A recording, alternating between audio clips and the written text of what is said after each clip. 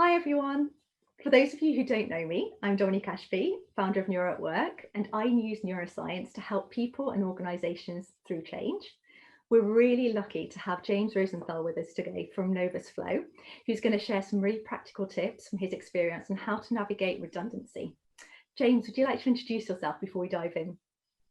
Yes, hi there. I'm James Rosenthal. I run my own business called Novus Flow.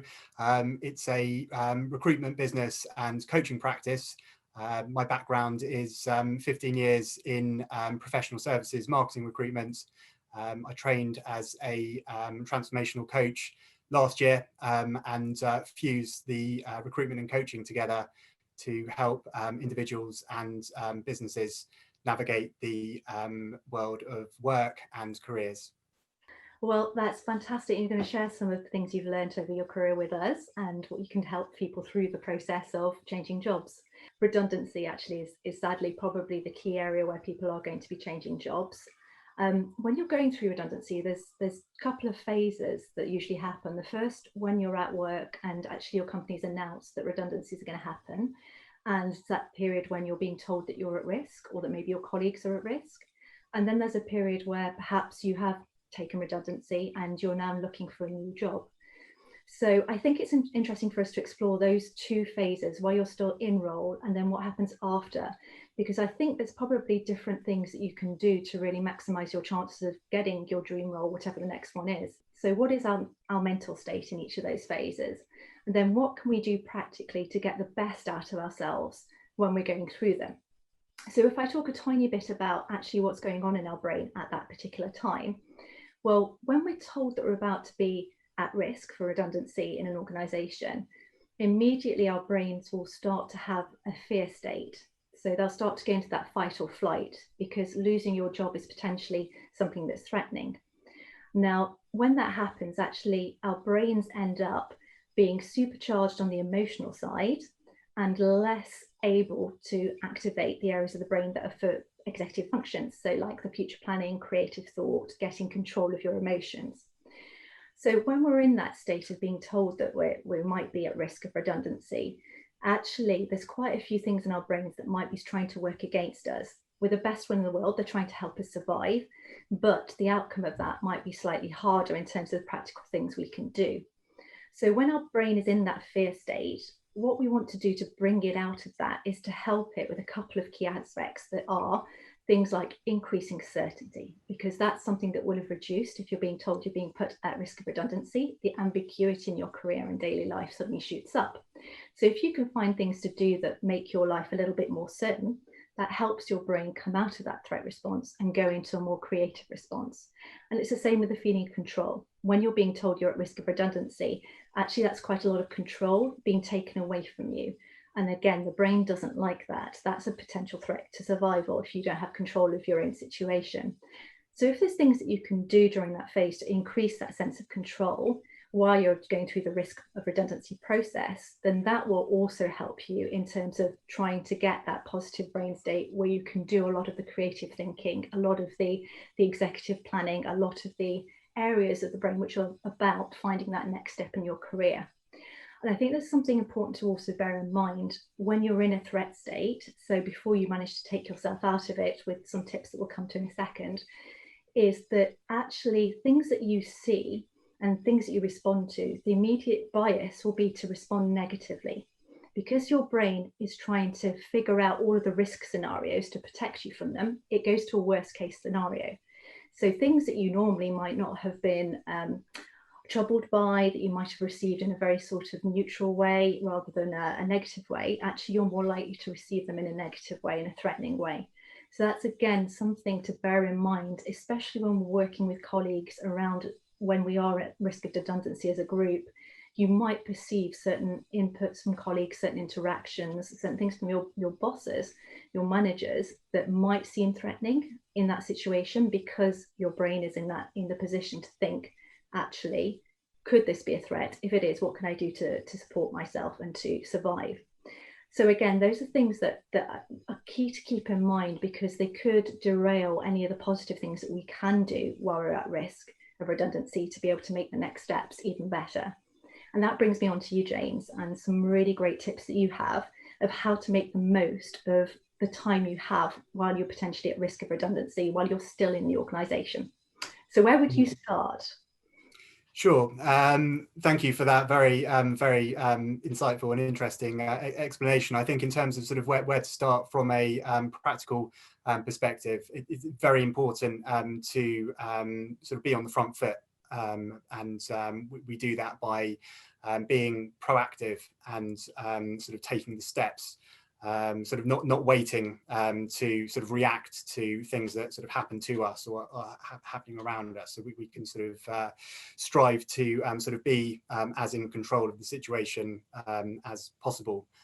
So one of the first things that you can do is to make sure that your CV and LinkedIn profiles are up to date, are relevant and current with your sort of latest achievements and experiences.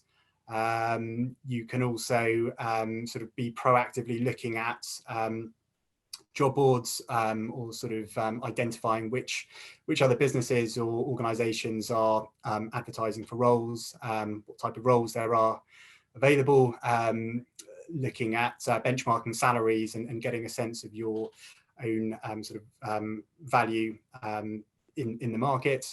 It's also a good idea to identify or have identified sort of small handful of recruiters within your industry and your target market, and sort of reached out to those individuals to sort of initiate or continue to build relationships with the people who can be sort of filtering relevant job opportunities to you and keeping you updated about the market. So those are certainly some of the key things that I would be thinking about.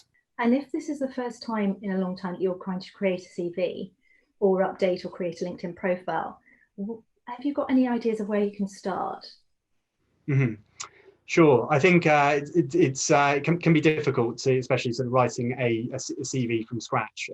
Hopefully one might have a sort of an old version somewhere on file, but essentially what you want to be doing is sort of first thinking through your current or most recent role and sort of identifying 2 or 3 of your key achievements or key highlights within the role, and really thinking about your sort of your achievements and what you've sort of what results or what outcomes you've managed to create for the business that you're working for.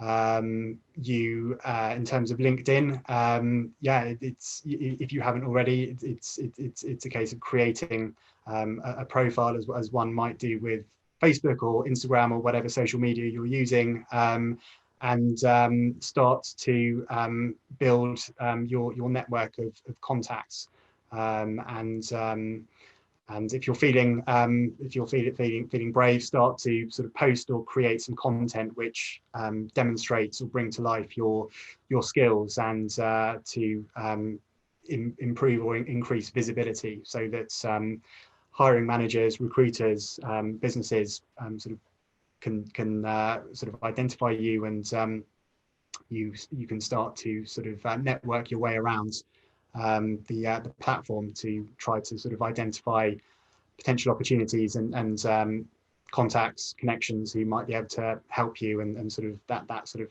helping piece is certainly something that is very important in a job search, and happy to sort of happily sort of seen that over the past 6 months, or in particular, that sort of helping each other has certainly ramped up a level.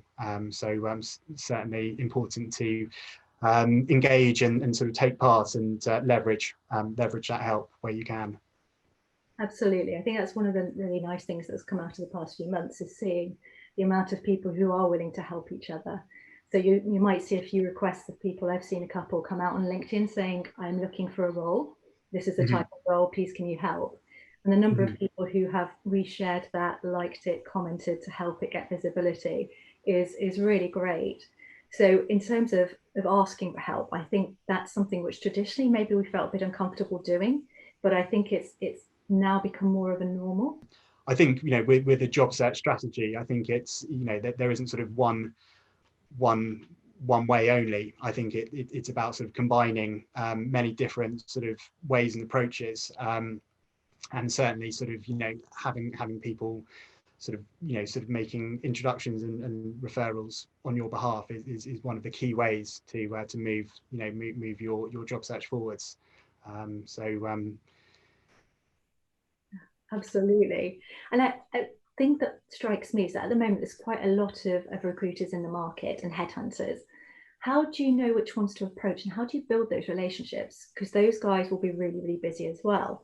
So how do you manage to get that first step of knowing who to go and which one is the best one for your particular area, and then creating that relationship? How would you advise people to do that? Mm-hmm. Yeah, no, I think with recruitment and recruiters, it's certainly a very sort of busy, you know, it's a very sort of saturated industry, and it can be difficult sort of identifying which ones to approach or try to talk to and which ones to work with. I would suggest if you know, sort of talking to your, in the first instance, talking to your colleagues or contemporaries or people that you know who've used a recruiter and who sort of speak highly of how they sort of the kind of experience that they had. That's a good starting point. You can look at job boards and sort of see which recruiters are advertising for the type of role that you're targeting. Yeah, it's you know, and equally, you know, I would also suggest sort of trying to sort of initiate conversations with a select sort of few, and assessing in your own experience how sort of responsive, how helpful they are, what level of sort of knowledge they have about your market, and whether you think they're someone who will be sort of by your side to kind of support you through this process. And I think that probably takes us on to the next step then. So once we leave our job, whether it's through redundancy or otherwise, actually there's quite a few things that go on from an emotional point of view and a brain point of view. We've got all the ambiguity that we talked about before during the risk awareness, the risk of redundancy. That all happens at the same time. So that will happen in the same way when you lose a job as you would do during that risk process. But what we've also got is that idea of just from one day to the next, you lose quite a few things that are important to humans generally. One is you lose the continual connection that you have with your teams and colleagues. You will have been friends with them for a while, in teams with them for a while, and from one day to the next you lose that.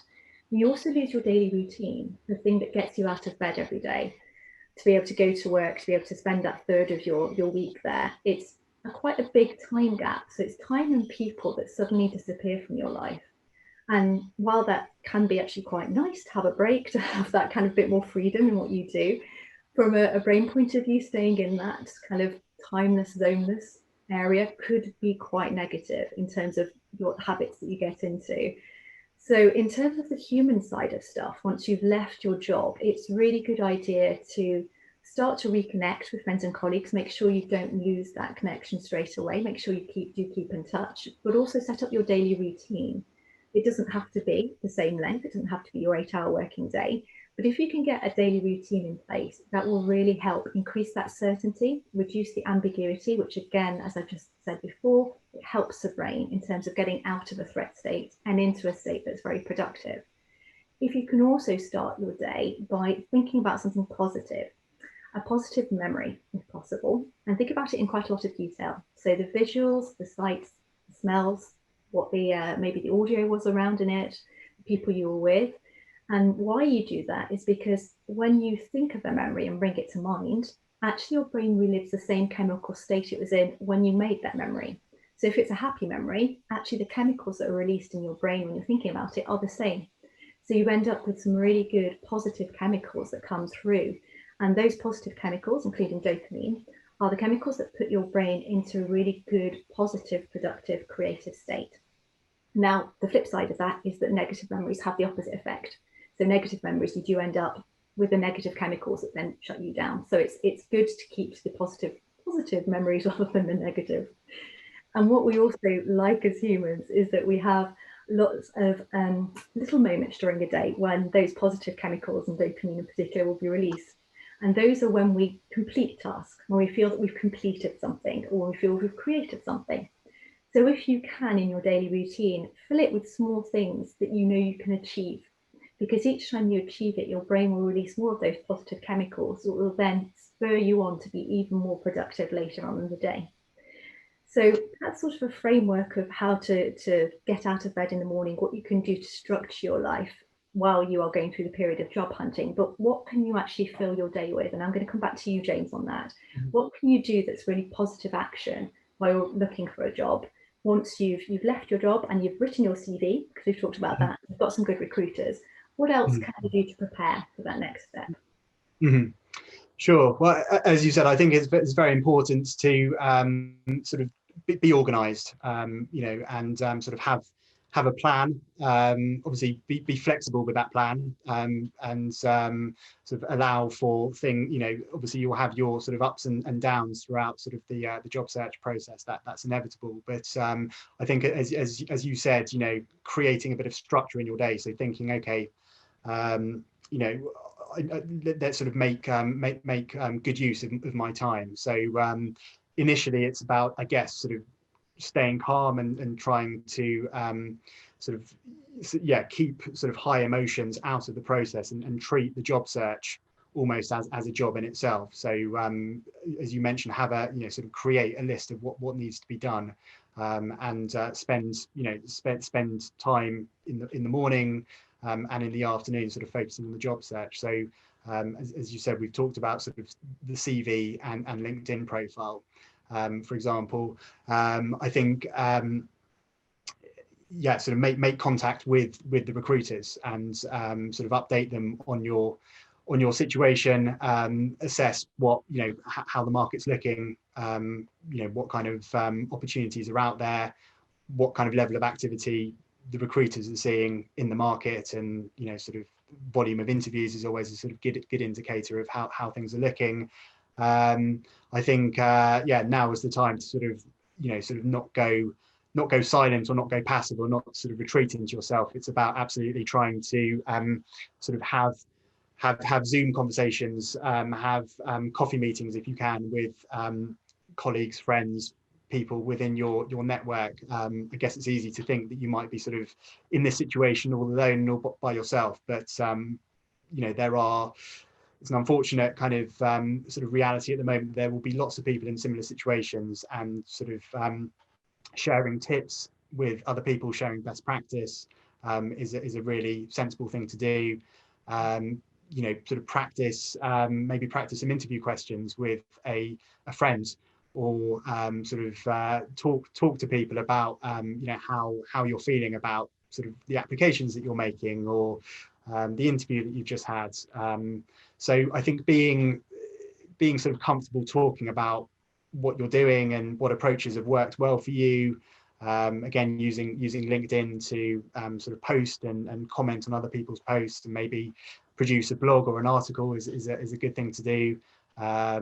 You might consider working alongside the recruiter. You might consider sort of talking to a career coach or a job search coach, who will be able to help you identify and assess your options. That person will be able to give you sort of good feedback on your CV and the way that you interview, and help you, yeah, sort of just in a very supportive way to sort of reassess or reevaluate if things aren't working, and give you some sort of tips or pointers about what you might think about trying, or what you might look to do a little bit differently. So certainly, again, there's very many sort of things and options, and I think it's as I said earlier, it's about sort of being organized, as you said, you know, ticking things off a to-do list, and feeling as though that you're taking steps forward in the process, and whilst it may at times seem like a sort of bit of an uphill battle, or that you're you know, you're not really getting anywhere, actually you can sort of refer back to the conversations that you've had, the letters that you've written, the CVs that you've sort of sent off, the interviews that you've had, and really notice the kind of progress and steps that you're taking in the right direction, which I guess feeding into your point of sort of creating that sort of positive kind of reinforcement about what you're doing, and not, I guess, because the positive mindset, it really is kind of crucial when sort of going through this. So not feeling, you know, yeah, not feeling sort of getting into a sort of yeah, sort of an unhelpful kind of state, or thinking about sort of what's not happening. Try to focus more on the progress that you're making and the way in which you are sort of moving forward. Absolutely, it's positive mindset. As you mentioned, coaches really help that. They really help reorient your focus and your perspective onto the positive, and help you through the negatives, that your actual brain stays in a more positive, productive state. So it's a really powerful thing if you have access to it. But as you said, if even talking to friends, we are social creatures. So just verbalizing how we feel helps the brain process it and think of ways to move past it. So if you talk to friends, if you're worried about something, or if you want to try some interview experience, they're really good ways to speak to someone else. If you're not comfortable with that for any reason, one thing that I found since going virtual is realizing that actually the camera is there as well. So you can always practice and record your interviews. It's not something I ever thought of doing. I think I was lost in doing before this technology ever existed. How do you stand out from the crowd? When you're a recruiter, what would make someone stand out to you out of the pile of CVs that you received? Yeah, it's a very it's a very good question, a very sort of relevant question at the moment, with sort of, I guess, the way in which the market has shifted from a sort of candidate-led market to a sort of client-led market, where there are far more sort of people looking than there are jobs, unfortunately. So yeah, sort of being visible, or sort of standing out for the right reasons is crucial. How do you do it? I think there's no one way, and there's no sort of easy way. I think it's almost sort of, yeah, doing all of the things that we've discussed, and sort of focusing on each segment, and how can I really try to sort of be effective here. So if we think about sort of a relationship with a recruiter and a CV, you know, a lot of the time, you know, you have people sort of emailing you their CVs, but the people, certainly the people that I sort of remembered, or the ones that stuck in mind, would be the ones who maybe had sent a sort of a shortish or a concise email in the morning with their CV saying, if it's okay, or I'll try and call you this time tomorrow, or later on this afternoon, and it'd be good to have a chat. And it was always the people that sort of followed up in that way that sort of tended to sort of get an audience a little bit quicker. So I think that's certainly one thing that you might think about doing. It's so easy in this day and age, with everyone sort of working at home and being sort of online, to just sort of rely on email, or and sort of not think about sort of trying to sort of pick up the phone, or sort of talk to someone. That can make a difference.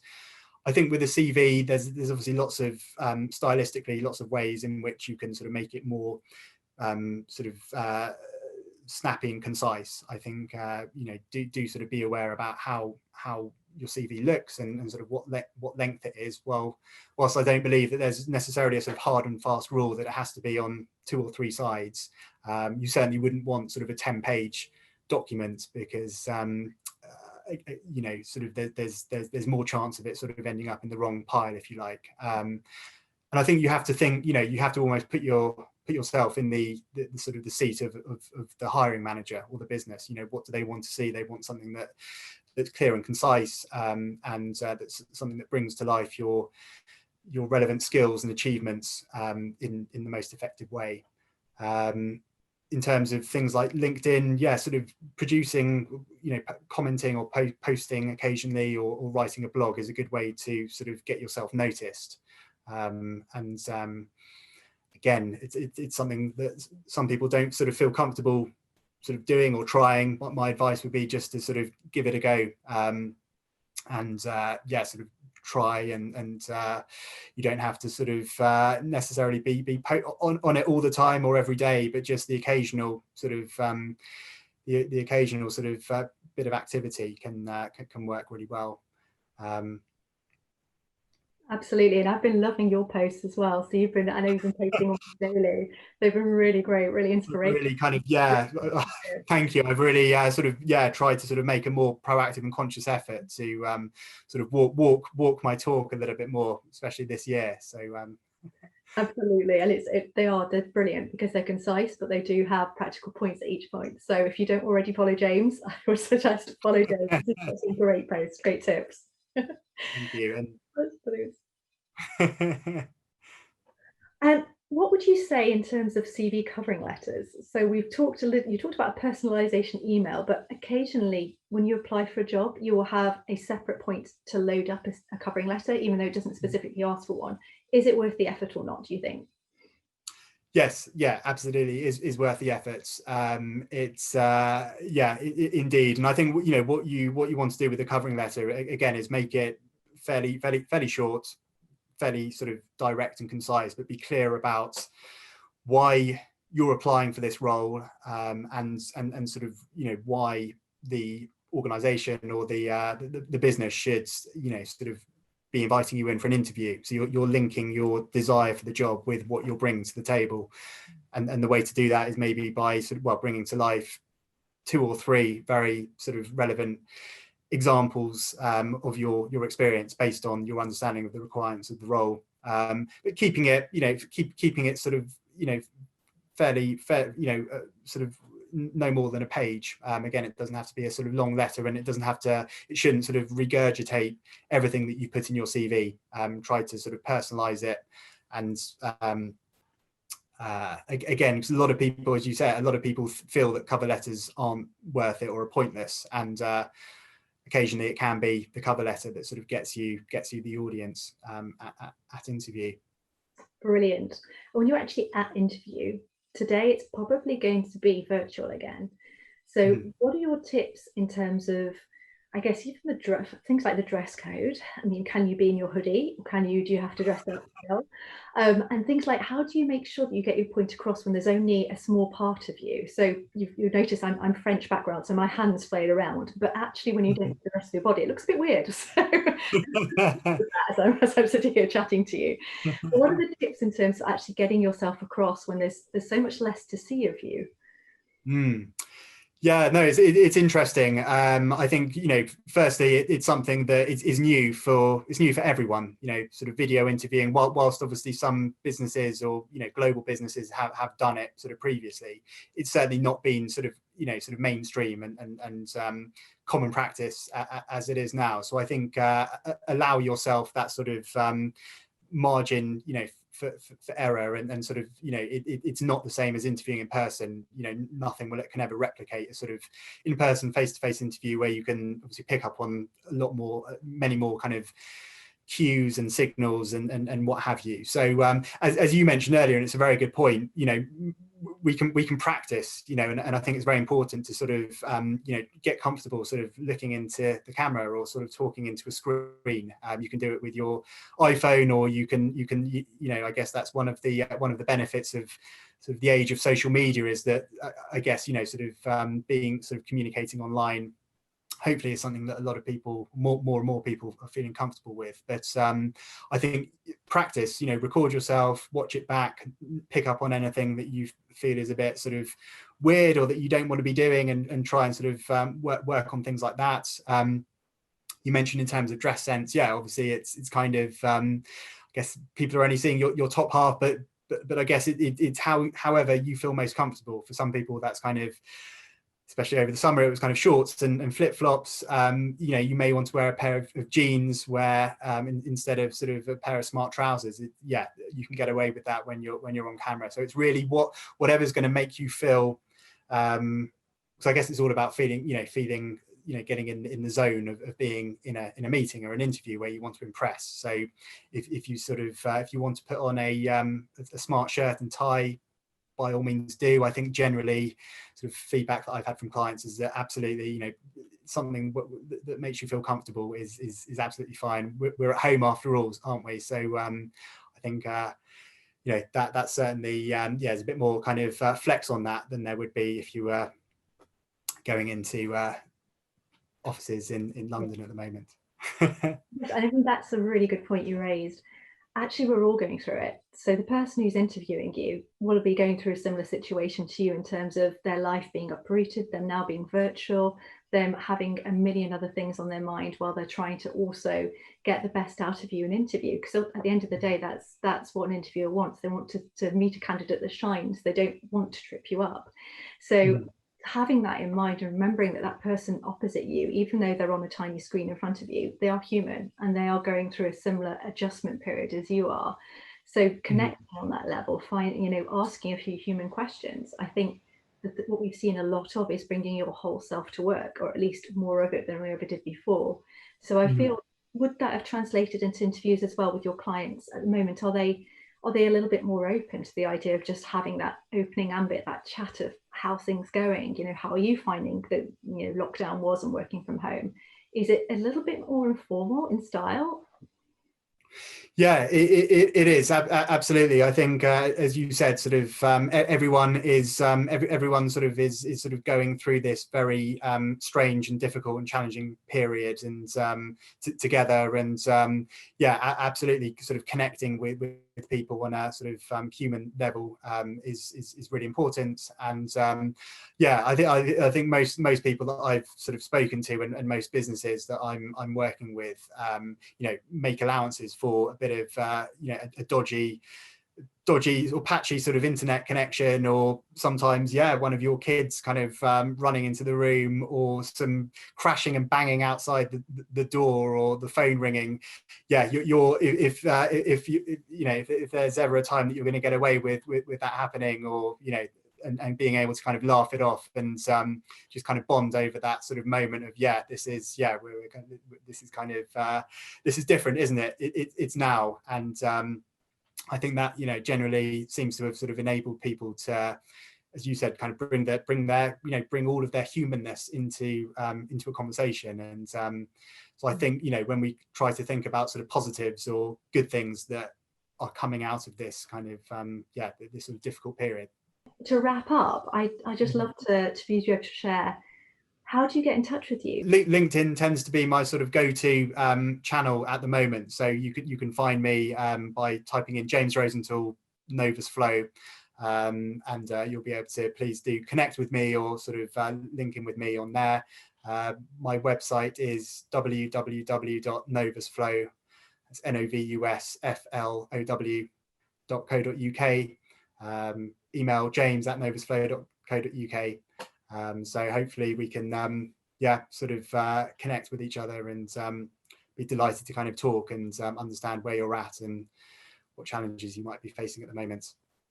Brilliant. Thank you so much, James. That's been so helpful. I've learned so much over the course of our 40 minutes together. Likewise. Yeah, thank you, Dominique, for inviting me, and for your fascinating kind of insights on what's happening in the brain, and when we're kind of facing these periods. And that's been great speaking with you. Thank you.